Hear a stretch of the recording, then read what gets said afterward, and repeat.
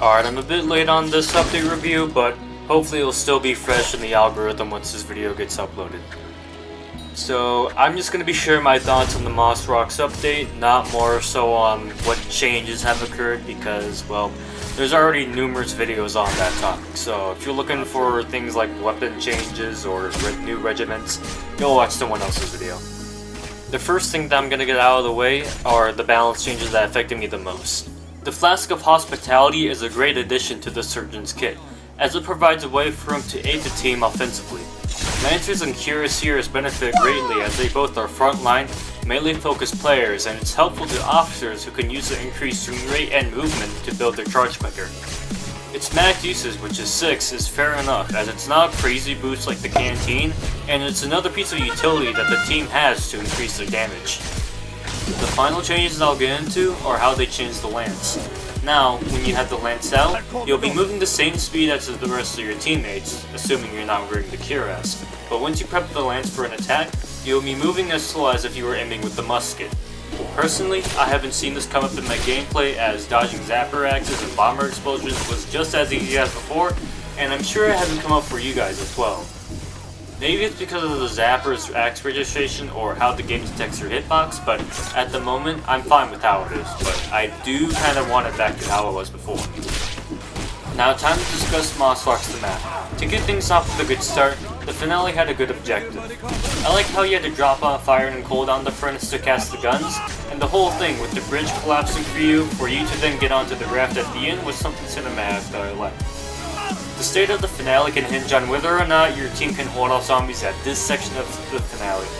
You see, there are 3 main zombie spawns. The one on the side of the hill, the one on the side that your team came from, and the bridge. The first zombie spawn is relatively easy to deal with, as it's quite few in numbers. The second one is quite easy to deal with, as once you come out to this area, you get a really long sight line, and you can have a lot of time to prepare for what's ahead. The bridge also suffers from this issue, and although Cuirassiers coming at you is pretty interesting, it's something that St. Petersburg already did, and so it's kind of lost its value for me here. If your team can't hold on to this area, however, then it becomes really choky, as the entrance to the stairs sit close to where the zombies are going to be. The zombies are going to have a better time entering this area over here, and the bombers are going to have more cover so they can get closer to the barricades without dying. Even the bridge becomes harder to hold off, as because of how this section of the map is laid out, the whole structure kind of comes falling onto you. You don't really have any good ways to kite the zombies unless you're one of these types of guys, so it's good at teaching players how to maintain control of their stand.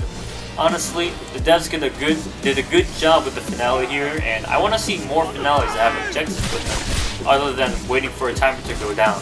My favorite part in Moss Rocks was the cannon and chandelier part. I really liked the creativity using the chandelier as the other part of the zipline, along with the objective taking place on a very narrow and choky part of the map.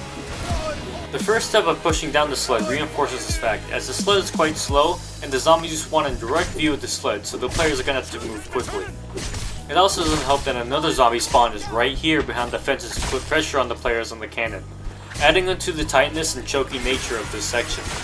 Honestly, I like map sections like these. It encourages players to think quickly on their feet and evade attacks and grabs of the shamblers, runners, and zappers, and it adds to the satisfaction of completing the objective. On to the more miscellaneous stuff on Moss Rocks, the nations interacting really adds on to the story and immersion of the game, and the difficulty is alright. I'd say it's average, maybe above, but it's fine. The looks is really good, but it has got some black powder, so that is expected. Now finally, the second map added to this update, Trafalgar House. The first thing I want to get out of the way is the piano. Everybody knows about the piano, and I've seen a lot of skilled players hop onto the piano. Just listen to these tunes.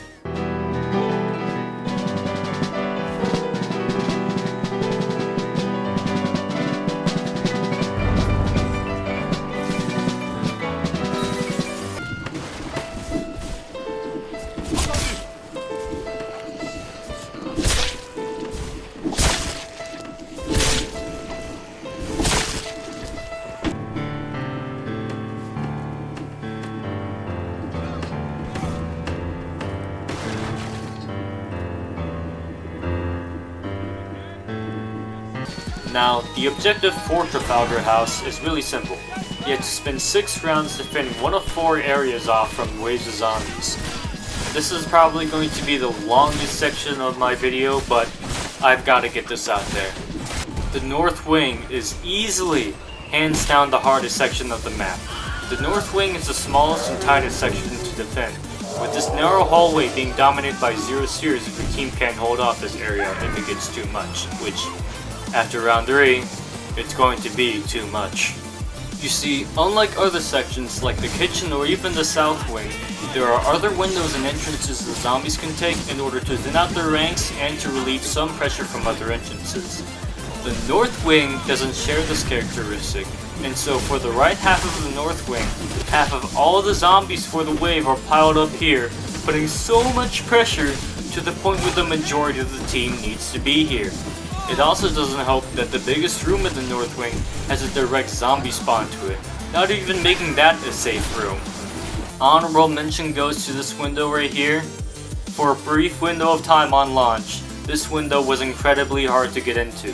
You see, on launch, this wall right here, or this lower half I guess, it was solid, so unlike today where you can just walk right through it, you had to jump this entire section of the wall in order to get back in. So, although I don't have any footage, this is an example of what it would be like trying to jump over the solid part of the wall. And I'm not alone on this. I checked the Discord and people have complained. And it seems like they fixed it the day after, so everything's fine and dandy. Alright, the rant's over. I'm gonna go back to talking about regular topics now. For anyone who wants to help their team win Trafalgar House, these are the 2 roles that you should pick if you want to win your team the victory. The first and most obvious one are chaplains, as with the crucifix, not the exorcism one, they can single-handedly save rooms from being overrun, as the progression bar is based on how many zombies are in the room. So, being the only class that can stun and push back zombies, it can give your team some breathing room while keeping the zombies away, so then your teammates can come back in and kill them off. And also, you can push off runners from teammates, so there's that too. The second and most underrated class I'd recommend you pick for Trafalgar House is the musician, or drummers if you really want to be super effective. As not only do you give that swing boost to lancers and cuirassiers so, you know, they keep the zombies out, but you also alert the runners, so instead of them taking down your frontliners, they target you, and because you're guaranteed to have a sapper in Trafalgar House unless you guys are gonna lose round 1, that basically means you can make your team immune to runners because they're not gonna target the cuirassiers or the frontliners or whatever, right? They're gonna target you because they're programmed to target musicians. So, having that ability to remove runners from the equation is super powerful. That only 4 of the 5 zombies are now attacking your team, and no one is ever going to allow a runner to get that close to them whether or not they have a musician. So, have at least one drummer be playing consistently so that you no longer have to deal with the runners. Alright, so that's it for what I have to say about this update. I know half of the video ended up being like a Trafalgar House tutorial and rant, but yeah, that's all my thoughts I have for the update. You know, I think that'll be it for this video, yeah. So yeah.